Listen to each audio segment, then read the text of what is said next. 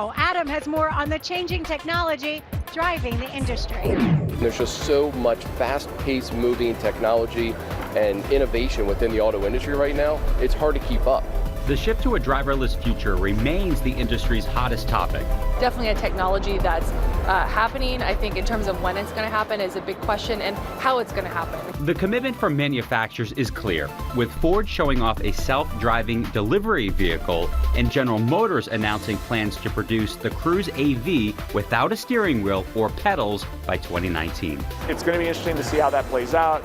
There are still roadblocks for a driverless future. There has to be the infrastructure to do it. Sensor technology like adaptive cruise control, lane assist, and automatic braking systems are prevalent in cars already, the building blocks of autonomous driving. I think that they probably will happen in stages. It seems like the first iterations of autonomous technology will be in city fleets of more urban areas. Ride-sharing companies like Lyft and Uber are driving the autonomous push, and Waymo, the self-driving unit of Google, is close to launching its own ride-hauling service in Phoenix featuring driverless minivans. They are counting on the fact that eventually that huge cost factor of the human will be removed, and then it will be a very cost-effective way to move people around. Autonomous driving is definitely coming, but its impact in the near future will be minimal. We might have 20 or 30 or maybe even like 700, but they still wouldn't be representative on a graph of the entire automotive industry's new car sales.